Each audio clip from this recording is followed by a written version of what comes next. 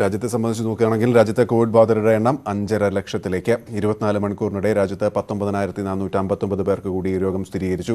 ഇന്നലെ 380 മരണം കൂടി റിപ്പോർട്ട് ചെയ്തതോടെ രാജ്യത്ത് ഇതുവരെ മരിച്ചവരുടെ എണ്ണം 16,475 ആയി. വിശദാംശങ്ങളുമായി സുരേഷ് വെള്ളിമുറ്റമാണ് ചേരുന്നത്. സുരേഷ്, ഏറ്റവും പുതിയ കണക്കുകളിലേക്ക് വരും. ഗോപി, ലോകത്ത് ഏറ്റവും അധികം വേഗത്തിൽ രോഗം വ്യാപിക്കുന്ന രാജ്യങ്ങളിൽ ഒന്നായി ഇന്ത്യ മാറുകയാണ്. ഏതാണ്ട് 20,000-നടുത്ത് രോഗികളാണ് കഴിഞ്ഞ ദിവസങ്ങളിലൊക്കെ കാണുന്നത്. ഇന്നും അതുതന്നെയാണ് സാഹചര്യം. 19,459 പേർക്കാണ് കഴിഞ്ഞ 24 മണിക്കൂറിനിടയിൽ രോഗം സ്ഥിരീകരിച്ചിട്ടുള്ളത്. അതോടുകൂടി ഗോപി നേരത്തെ പറഞ്ഞതുപോലെ തന്നെ 5.5 ലക്ഷത്തിനടുത്തേക്ക് 5,48,318 ആകെ രോഗികളുടെ എണ്ണം വർദ്ധിക്കുകയാണ്. ഇതോടൊപ്പം തന്നെ മരണം 380 പേർക്കാണ് 24 മണിക്കൂറിനിടയിൽ ജീവൻ നഷ്ടപ്പെട്ടത്. ഇതോടുകൂടി 16,475 പേർക്ക് ജീവൻ നഷ്ടപ്പെടുന്ന സാഹചര്യവും ഉണ്ടായി. ഇതിൽ നമ്മൾ നേരത്തെ പറഞ്ഞ ഒരു കണക്കാണ് ഇത് കാണുന്നത്. ലോകത്ത് സുരേഷ് ഒരു സംശയം കൂടി ഇപ്പോൾ റിക്കവറി റേറ്റ് 58.7, മരണനിരക്ക് 3.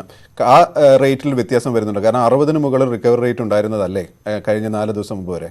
അതാണ് ഗോപി ഈ കണക്കെന്ന് പറയുന്നത്. കാരണം റിക്കവറി റേറ്റ് 55-ലൊക്കെ ആയിരുന്നു, പക്ഷേ ഇന്ന് അത് 58-ലേക്ക് എത്തുന്നുണ്ട്. റിക്കവറി റേറ്റ് കൂടുന്നുണ്ട് എന്നുള്ളതാണ് ആശ്വാസം നൽകുന്ന കാര്യം. കാരണം കഴിഞ്ഞ ദിവസങ്ങളിലൊക്കെ ഈ 52 മുതൽ 55 വരെ ഉയരാൻ സമയമെടുത്തിരുന്നു. ഇപ്പോൾ അത് 58.7-ലേക്ക് എത്തിയിട്ടുണ്ട്.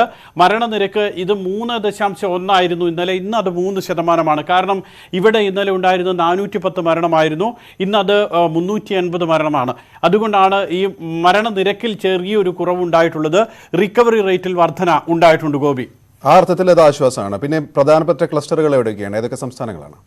ഇതിൽ ഗോപി ഈ കാണുന്ന ഒരു കണക്കെന്ന് പറയുന്നത് നേരത്തെ ഗോപി ചോദിച്ചിട്ടുള്ളത് ഇതാണ്. ഇപ്പോൾ ഏതൊക്കെയാണ് ക്ലസ്റ്ററുകൾ എന്ന് ചോദിച്ചു കഴിഞ്ഞാൽ നമുക്ക് പറയാൻ കഴിയുക, രാജ്യത്തിൻ്റെ ഒരു പൊതു ചിത്രത്തിൽ ഏറ്റവും കൂടുതൽ രോഗികളുള്ള സ്ഥലങ്ങൾ ഒന്ന് ഡൽഹി, മറ്റൊന്ന് ചെന്നൈ, പിന്നീട് നമുക്കറിയാം മഹാരാഷ്ട്രയിൽ 2 സ്ഥലങ്ങളിലാണ്.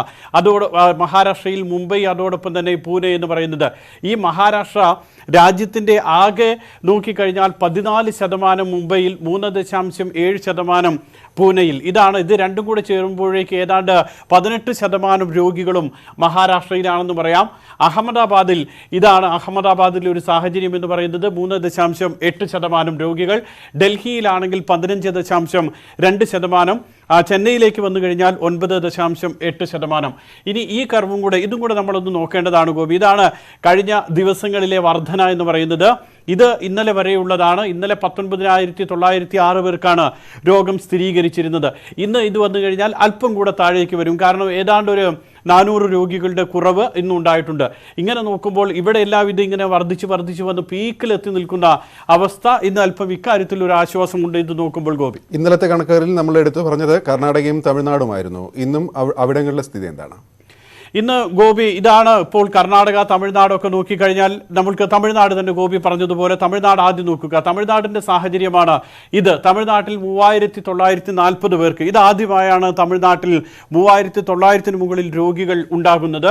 ഇതോടുകൂടി 82,275 പേർക്കായിരിക്കുന്നു രോഗം എന്ന് പറയുന്നത്. മാത്രമല്ല മരണം വലിയ തോതിൽ വർദ്ധിച്ചിട്ടുണ്ട്. 54 പേർ ഒരു ദിവസം മരിക്കുന്ന സാഹചര്യം ഉണ്ടായി. ഇതോടുകൂടി മരണസംഖ്യയിലും വർധനയുണ്ടാകുന്നു. റിക്കവറി റേറ്റ് ദേശീയ ശരാശരിയേക്കാൾ തമിഴ്നാട്ടിൽ കുറവാണ്. തമിഴ്നാടിൻ്റെ സാഹചര്യം അതാണ്. മഹാരാഷ്ട്ര നോക്കുക, മഹാരാഷ്ട്രയിൽ റിക്കവറി റേറ്റിൽ കുറവ് തന്നെയാണ്. ദേശീയ ശരാശരിയേക്കാൾ എത്രയോ താഴെയാണ്. 58 ദേശീയ ശരാശരിയെങ്കിൽ മഹാരാഷ്ട്ര 52.6%. മഹാരാഷ്ട്ര ഈ കണക്കും ഏറ്റവും ശ്രദ്ധിക്കേണ്ടതാണ് ഗോപി. കാരണം കഴിഞ്ഞ 24 മണിക്കൂറിനിടയിൽ 5,000-ലധികം രോഗികൾ ഉണ്ടാകുന്നു മഹാരാഷ്ട്രയിൽ എന്നുള്ളതാണ്. 5,493 പേർക്കാണ് രോഗം സ്ഥിരീകരിച്ചിട്ടുള്ളത്. മഹാരാഷ്ട്ര കഴിഞ്ഞാൽ പിന്നീട് നമ്മൾ നോക്കേണ്ട ഒരു സംസ്ഥാനം നേരത്തെ കണ്ടതുപോലെ തന്നെ ഡൽഹിയാണ്. 2,889 പേർക്കാണ് 24 മണിക്കൂറിനിടയിൽ രോഗം സ്ഥിരീകരിച്ചത്. സുരേഷ് വെള്ളിമുറ്റമാണ് വിവരങ്ങൾ നൽകിയത്. ഏതായാലും എണ്ണം കൂടുമ്പോഴും